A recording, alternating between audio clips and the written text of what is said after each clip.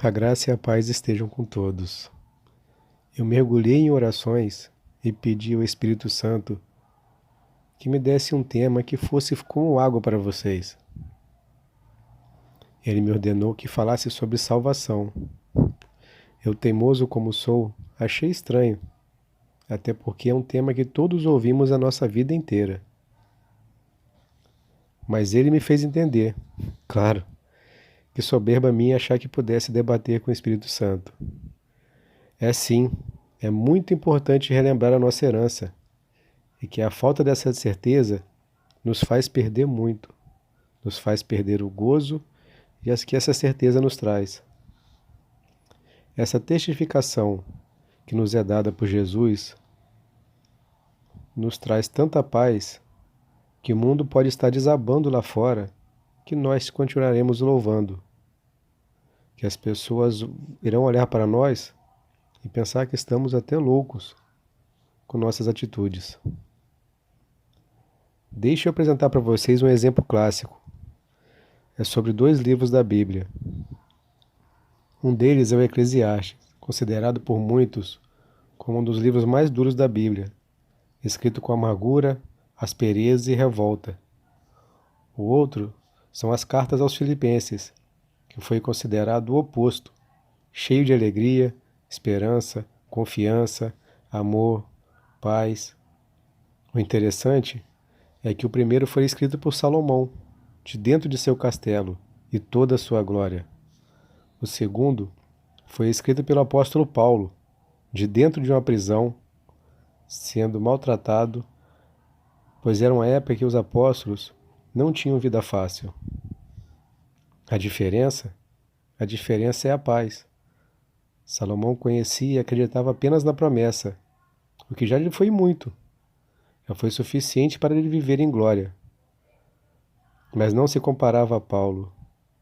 Ele, como todos nós, temos a felicidade de viver no tempo da graça, da quebra da maldição que nós carregamos desde o Éden, da nossa salvação, de ser retirado dos nossos ombros o enorme peso, e do tempo da paz, que excede todo entendimento. Tanta paz que, após Paulo e Silas serem açoitados e lançados à prisão, veja só a postura deles, em Atos 16, 25. Ele diz que, perto da meia-noite, Paulo e Silas oravam e cantavam hinos a Deus. Lembre-se, depois de serem botados na prisão e passarem o dia todo sendo açoitados. Eles à meia-noite estavam cantando e louvando ao Senhor. É essa paz que eu quero trazer para cada um de vocês. E por incrível que pareça, é simples. Basta crer em Jesus, crer que Ele desceu dos céus para nos salvar e nos redimir. Vamos conhecer e entender um pouco sobre todo esse processo. Existem várias passagens na Bíblia que falam sobre essa salvação. É tão simples que teve que ser escrito várias vezes, para não ter dúvida, porque parece ser bom demais para ser verdade. Existem 2 que eu gosto de usar. A primeira é João 3,16, que diz: Deus amou o mundo de tal maneira que deu seu Filho unigênito, para que todos que nele crê não pereça, mas tenha a vida eterna. E em João 10,9 diz que eu sou a porta, se alguém entrar por mim, salvar-se-á, e entrará, e sairá, e achará pastagens. Ficou claro agora? É simples, de graça, já está consumado, é só crer. Nunca perderão a salvação. Olha essa passagem em João 10,28. Dou-lhes a vida eterna, e nunca hão de perecer, e ninguém as arrebatará das minhas mãos. Ninguém, nem homem, nem o maligno, nem nós mesmos. Pois se tivéssemos o poder de por algum ato perder nossa salvação, ninguém seria salvo. pois somos pecadores, porém justificados em Cristo. Vejam essa passagem de 1 Coríntios 6,11. Assim foram alguns de vocês, mas foram lavados, santificados, foram justificados no nome do Senhor Jesus Cristo e no Espírito Santo de Deus. É para sempre, não muda. Ninguém perde a salvação, é de graça, é só crer. Então é simples? Todos serão salvos? Não. Agora vocês me perguntam, mas como isso? Se é simples, é só crer. Quem vai querer perder a vida eterna e trocar pelo sofrimento eterno? Vamos entender como tem pessoas que preferem trocar poucos anos de ilusão e vazio por uma eternidade de glória. Desde o Éden, nós nascemos pecadores, perdidos e condenados. Veja o que Paulo diz em Romanos 8:7. A mortalidade da carne é inimiga de Deus, porque não se submete à lei de Deus, nem pode fazê-lo. É triste, mas é a verdade. Nascemos inimigos de Deus pelos nossos pecados. Temos a tendência de andar em direção oposta a Jesus. Ele é a luz desse mundo, e nossas mentiras e nossos pecados não suportam a luz. Pois se eles forem para a luz, seremos ridicularizados, julgados, perderemos muito, ou às vezes perderemos tudo que conquistamos. Assim como a serpente fez parecer que o pecado faria Adão e Eva serem conhecedores da verdade, assim é até hoje. O maligno nos faz entender que somos independentes, que sabemos viver sem Deus, que sabemos julgar o bem e o mal, como se fôssemos pequenos deuses na terra. Nosso Pai não quer uma terra cheia de deuses. Ele não quis no Éden. Imaginem só, uma igreja cheia de pastores, levando a palavra de Deus a todo mundo. Que bênção, não é? Só que não seria uma bênção, seria um caos. Somos pecadores, imperfeitos, temos muitas manias, juízos de valores, cada um tem seu próprio chamado. Um paraíso com milhares de homens tentando justificar seus atos e tentando governar segundo seus sentimentos, não dá certo. Não deu com Satanás, pois ninguém, senão o Pai que criou todas as coisas, tem capacidade de julgar sobre o bem e o mal. Então é isso, somos feitos vazios, lindos por fora, orgulhosos, sedentos pelo mundo e por saciar a carne. Porém vazios e andando pelo caminho contrário a Jesus. Mas vocês vão dizer, como pode isso? Se até Jesus disse, vinde a mim as crianças, pois dela é o reino dos céus. Eu sei, é contra nossos princípios pensar isso. Mas, desde o Éden, todos nós nascemos já em pecado. O pecado está em nós. Em outra oportunidade eu explico melhor por que Jesus pegou a criança no colo e disse o que disse. Então vamos crescendo, conquistando o mundo nos conquistando, nossa carne nos fazendo ter sensações, e Jesus ficando de lado, e cada vez mais vazios.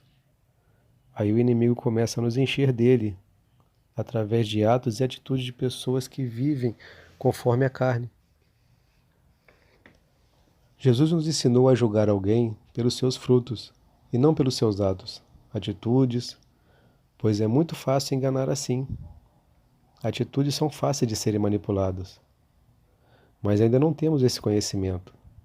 Estamos em lados opostos a Jesus, se lembram? Então o inimigo nos faz enxergar uma personalidade da TV, da internet, um vizinho, um colega de trabalho, que vivem pelos pecados, e impõem modismos, tendências, sucessos, glórias, verdadeiras vitrines do mal. mas que aos olhos de pessoas vazias são um exemplo. Então esses pecados vão nos enchendo, ocupando o espaço que era para ser enchido com o Espírito Santo. Mas de novo alguém vai dizer: mas meus filhos nasceram na igreja, eu mostro a eles Jesus todos os dias. Mas infelizmente o inimigo mostra todos os dias os benefícios do mundo. Como disse Jesus em Mateus 7,13: entrai pela porta estreita, porque larga é a porta, e espaçoso é o caminho que leva à perdição. Jesus é a porta estreita. Só pode passar um de cada vez. Nós somos pais e conhecemos a verdade. Queremos agarrar a mão de nossos filhos e passar pela porta com eles. Mas a porta é estreita. Nós temos que largar. Senão ninguém vai passar por lá. E se não entrar a Jesus, não teremos como ajudar nossos filhos. Em outro momento eu explico melhor sobre filhos, sobre salvação dos filhos, sobre como ajudar eles, entrando a Jesus. Então os pecados continuam se amontoando e não sentimos seu peso, por incrível que pareça. Mas como é isso? Em 1 Timóteo 5, versículo 6, diz que, no entanto, a que somente busca prazeres, embora esteja viva, na realidade está morta. Ou em Efésios 2, versículo 1, e vós outros estáveis mortos por vossas faltas, pelos pecados. Deixa eu explicar melhor. Se colocar uma tonelada em cima de um morto, o que acontece? Nada. Assim são os pecados. Nascemos mortos. Então um caminhão de pecado não nos incomoda. Nada sentimos. Estamos perdidos, achando que está tudo bem e às vezes estamos no topo do mundo. Mas existem um grupo de pessoas boas, justas, que procuram a Deus e são salvas, ou se arrependem, se batizam, conhecem determinada igreja, procuram andar no caminho certo e se salva, não é? Correto isso? Errado.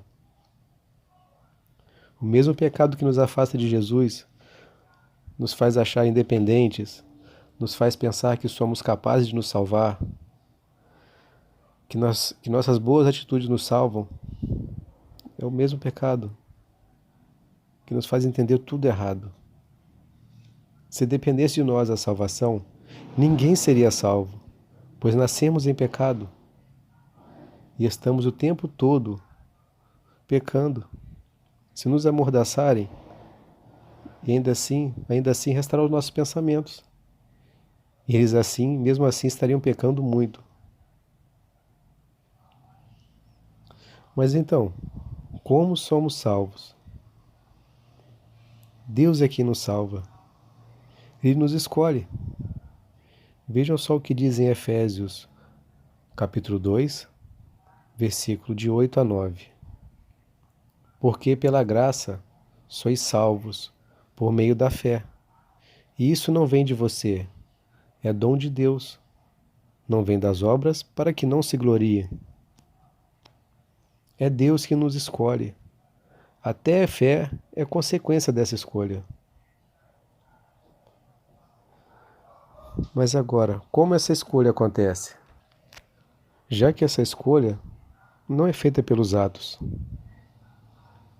Para Deus, não existe mais pecado ou menos pecado. É tudo pecado. Lembre-se que em outros tempos, o que hoje é abominável aos nossos olhos, era bem aceito pela sociedade. Um exemplo era o ato de queimar pessoas vivas, dizendo que estava sendo feito em nome de Deus.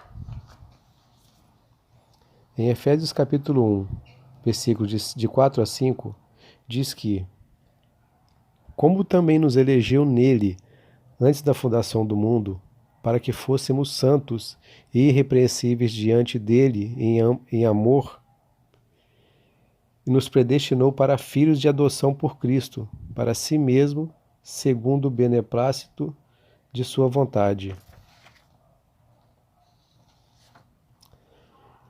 Viram? Já éramos eleitos e predestinados para Ele, desde antes da fundação do mundo. É estranho para nós entender como já éramos escolhidos há milhares de anos. Mas é simples. É só entender que o tempo de Deus é diferente do nosso. Mas como somos tomados? Somos tomados e sabemos que somos escolhidos. Em Efésios 1:13 diz: depois de ouvistes a palavra da verdade, o evangelho da nossa salvação, e tendo nele também crido, fostes selados com o Espírito da promessa. Entenderam agora? É no momento em que somos tocados. E da forma que acontece, é a mesma desde que Jesus ressuscitou. É através da pregação do Evangelho. Por isso é importante levar a pregação para todos os cantos do mundo. Cada palavra fará a cada um ver de um jeito diferente. O chamado é feito para cada um de forma diferente. E assim que somos chamados, recebemos o Espírito Santo como o penhor de nossa herança. Ele começa a nos cercar e trabalhar o nosso coração e nos tornar justos e livres dos pecados. Em Efésios capítulo 1, versículo 10, diz que de fazer convergir em Cristo todas as coisas, celestiais ou terrenas, na dispensação da plenitude dos tempos. O Espírito Santo começa a abrir nossos olhos, tira o véu dos planos de Deus, transforma nosso coração de pedra em um coração de carne, para vivermos em plenitude, para experimentar um pouco do paraíso ainda aqui na terra. Alguns irão dizer: então como pode me explicar que depois que eu me converti, depois que fui chamado, a minha vida virou de cabeça para baixo? Foi muito sofrimento, perdas, humilhação. Como? Então eu vos digo, de forma alguma é castigo de Deus, pois nós somos escolhidos, e muito menos obra do inimigo, pois ele sabe que perdeu. E você já é o escolhido. Ele às vezes age em pessoas próximas a nós, que ainda estão na perdição.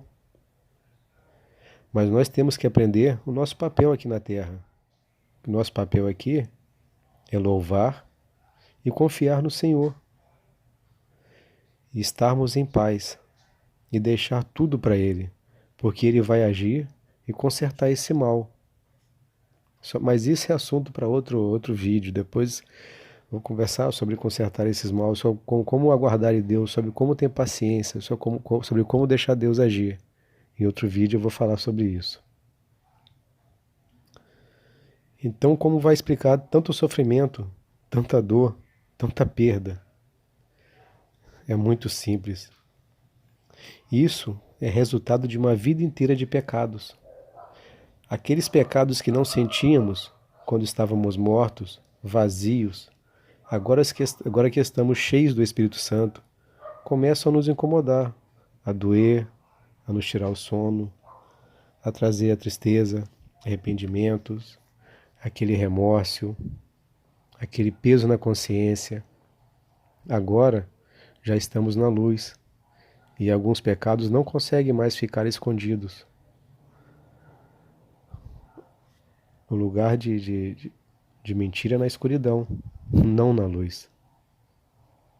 Alguns são corajosos e confessam logo os seus pecados. Em um ato de extrema confiança e coragem em Deus, coisa que seria muito simples, até porque Deus não quer aquilo não quer o nosso mal, não quer que a gente viva sofrendo. Ele espera que confessamos, e confessamos uns aos outros, que confessamos os maus que fizemos aos nossos irmãos. O que seria muito simples, até porque alguns irmãos, alguns familiares já até sabem o nosso mal, o mal que causamos. Às vezes estão apenas de braços abertos esperando que chegamos e nos reconciliamos. Mas não, aquele ranço que ainda ficou vai deixando o medo desse pecado vir à tona, o medo de perder alguém especial, o medo de ser ridicularizado, de perder a fama, de sofrer, e acabam apenas prolongando o sofrimento, que não é o que Deus quer para vocês. Deus está nos tornando justos.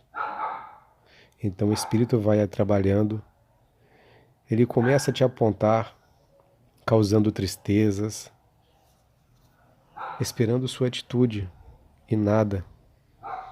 Então ele mesmo revela, faz todos os seus pecados serem descobertos, causando um completo caos.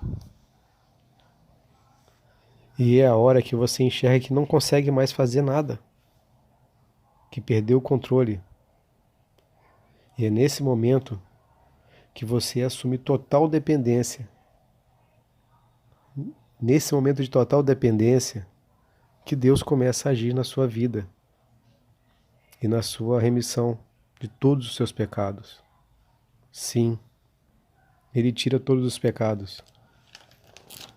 Pois ninguém aqui achou que iria para o céu com algum pecado. O céu não é lugar de pecado. Ele assume as rédeas. E você, que é um vaso cheio de pecados, é erguido e lançado ao chão. A cruz é entregue a você. A cruz não significa, como muitos pensam, pecado, que você assumiu o pecado, o sofrimento, né? Que você, na verdade, a cruz ela significa a sua morte. Significa que você morreu.